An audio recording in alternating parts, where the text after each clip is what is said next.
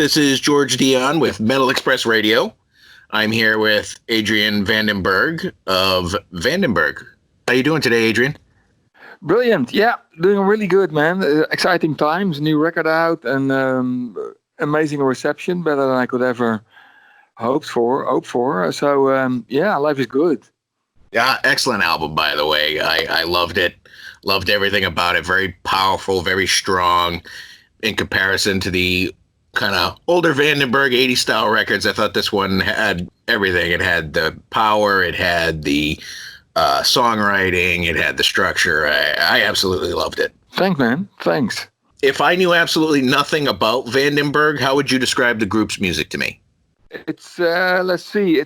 I'm always trying to with my songwriting. I'm trying to walk that very thin, sharp line, like a knife's edge, basically, between enough power and enough melody. And there's always going to be a little bit of a classical influence here and there, but there's a lot of power chords in there. And for me, you know, a great song in this kind of rock that I'm swimming in, basically. There need to be great riffs and great vocals, strong melodies, memorable melodies, and at the same time, the hard thing is usually, or the risky thing is, if you lean towards the melody a little bit too much, it loses power, and if you just go for the power, it's usually not that interesting to me, because it can easily turn into a kind of forgettable song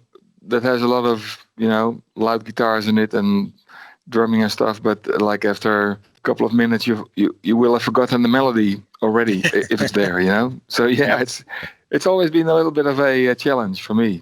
In May, you released Vandenberg 2020 with an all-new lineup. How did this version of the band come together? It was an interesting situation, actually. I had my band Moonkings, Vandenberg's Moonkings, together for the last 5 years. We couldn't really tour abroad because the singer has a big farming company, so that got on my nerves a little bit after a while, even though we're good friends and he understands my decision to put Moonkings on ice, because, you know, I want to play everywhere in the world. So when I was explaining this idea to put something else together to my management and my record company, they said, why don't you use the name Vandenberg again instead of coming up with yet another name, you know? And I said, well, I don't want it to feel like a nostalgic type of move. And they said, well, think about it, you know? So I thought about it, and I realized, to me, it only made sense if I could get an amazing vocalist in and a kick-ass lineup, and then it would be basically a brand new, dynamic, in-your-face band with a name that has a heritage. And that sounded like an interesting concept to me. So, yeah, I went along. Nice. I read in a previous interview that you found your singer, Ronnie Romero, kind of through mutual friends in Facebook. Is that true? Well, we weren't friends on Facebook yet. What happened was, when I read 5-6 years ago that Richie Blackmore wanted to do a couple of more Rainbow shows, surprisingly, because he was kind of, you know, really busy the last 15-20 years or something with playing acoustic medieval music, and to everybody's surprise, he was going to do a handful of Rainbow shows. And I thought, oh man, that better be a good vocalist, you know, because Ronnie James Dio, of course, as we all know, was the man. And so I looked on YouTube and I saw Ronnie Romero, and he blew me away. I thought, man, where the hell has this guy come from? You know, nobody knew the guy, and neither did I, of course. So I looked him up, actually, and on the web, and wrote him congratulations with being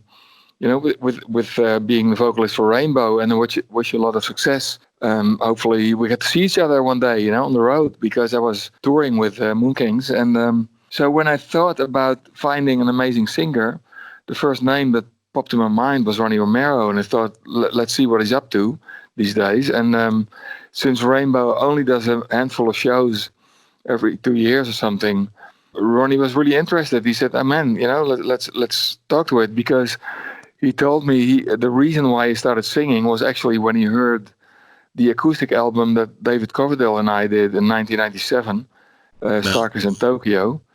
And Ronnie said that's the reason why he started singing. So he was really happy to hear from me and very excited.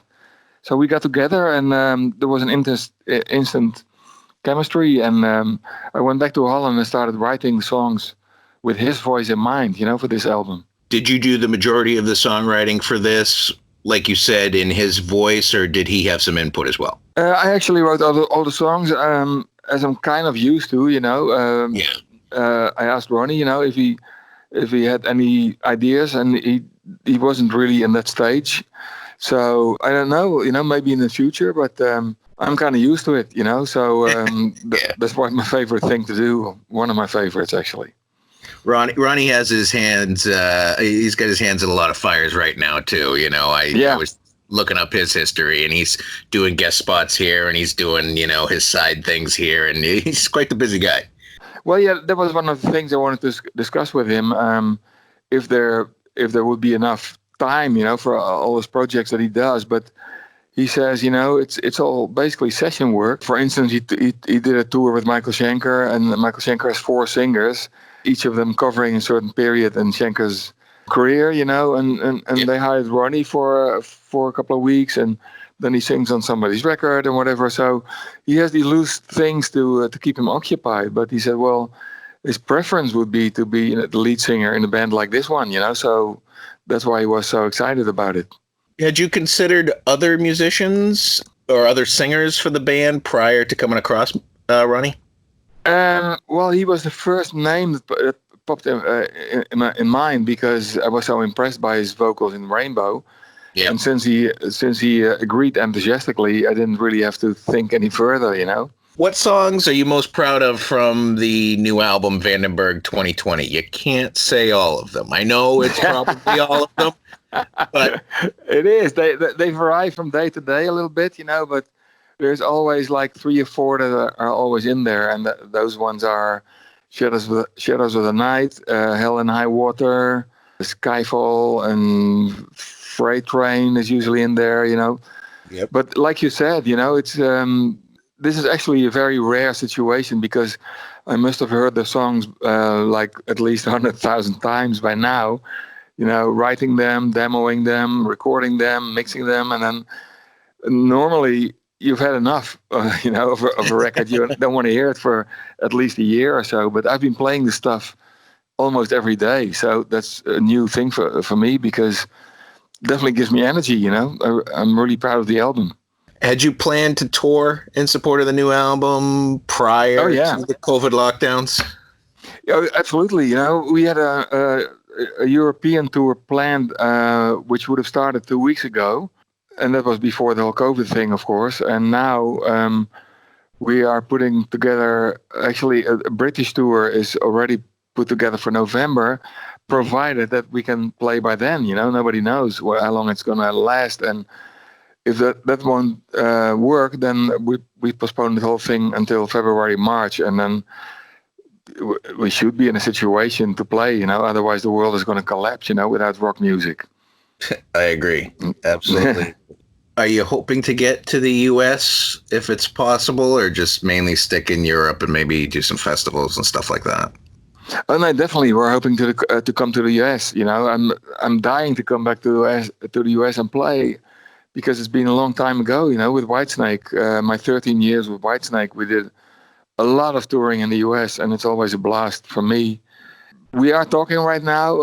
I think this 1 or 2 things are being discussed right now, so hopefully it can take some shape, and it would be perfect actually if we can hook up with one of those packages that are traveling around, and with a couple of other bands. It's always great. It's fun for everybody. So I'm really hoping that's going to work for the next season.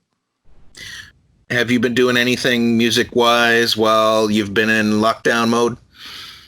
Well, yeah, next week I'm probably up to my 100th interview for this record, and I'm basically left with a scratchy voice. But what I'm planning to do is like somewhere in the next 2 or 3 weeks, I'm going to start writing songs for the next album. Might as well, normally we would have been touring, and it's always a little bit more difficult to write music on the road, even though I do it usually. But I might as well take advantage of this period and write the next album and be prepared for the next round. Now, being primarily a guitar player, when you write your music, do you come up with the riff or a basic outline first and then kind of go to lyrics, or are you more of a lyric guy first? Well, it's usually first the music, but there's like a strange thing that happens. Well, I'm not sure it's strange, but maybe to other people when I'm working on the music, the melody line usually falls together very naturally with the chord structures and stuff. But also lines and words pop in my mind when I'm working on the music bit, and I usually write them down, or I burp them into my iPhone or something, and by the time I get to the lyrics, I usually have like bits and pieces that go with the vibe of the song. And for me, it's a very organic process, which I've been doing ever since I was about 14 or 15 or something, So it seems to come very organically and very natural. I was on YouTube the other day and I came across Whitesnake's live at Donington 1990 at the Oh Monsters. yeah, Great show. I mean, that probably the pinnacle for Whitesnake at that point. I think. yeah, I think so. It was an interesting show for me to do too, because just a couple of years ago I was in a crowd because we were recording the second Vandenberg album in Jimmy Page's studio in close to London, and Coverdale invited me to come over to Donington where they headlined, which I think it was 1983 or something, 1984, something like that. Yep. And that was the second time he invited me to join Whitesnake, and I couldn't do it because I was really busy with Vandenberg at the time, And well, a couple of years later, I finally joined. So in 1990, when we headlined Donington again, it was pretty special, being up on the stage, and a couple of years before that in the crowd. Is there anything any moments from that night at Castle Donington in 1990 that really stand out for you? Yeah, basically the whole show. It kind of. I remember it went a little bit in a haze. You're standing there and there's like over 100,000 people going berserk, and then you got those memories about being in a crowd. There was one thing that was kind of definitely still was in my mind is in the guitar solo. I started with a slow bit, like a classical type of thing, and then we moved into a very fast boogie, and our drummer Tommy Aldrich, he kind of lost track halfway the boogie, so I wasn't sure where he was going to go. And since he's a very busy drummer anyway, he's doing drum fills all over the place. I couldn't really latch on to a drum fill that would indicate we would go to the next bit. So it was a little bit horse's eyes, staring at each other. What are we going to do now, So, and the shitty thing was, of course, that it was a live broadcast on BBC TV. So later on the recording, I know exactly where things went wrong. But right now, or right there and then, when you stand in front of all the people and you're trying to wrestle your way out of a complicated situation, I will never forget that moment, man. Holy shit. Did all the bands get along that year at Monsters of Rock? I know there's been some years where there's been some ego issues, but I heard about that. Yeah, I never really care about that stuff, and because a lot of people asked me when Steve Vai joined, if there was like a competition going on or whatever, and to me there never is, because I can't really look at music as a competition, and I know there's so many huge egos in this business, and I always wonder why. I mean, you're supposed to feel fortunate that you can make your living with one of your passions, provided it is a passion and not like a business type of decision. But it would be a bad decision anyway, because music is one of the hardest businesses to make some money, I suppose. Yeah, fortunately, Donington, I can't really think about any weird stuff going on. Steve and I have become really good friends since that tour, and we're still in regular contact. It's kind of funny to laugh about. We had a couple of things with support bands when we were touring.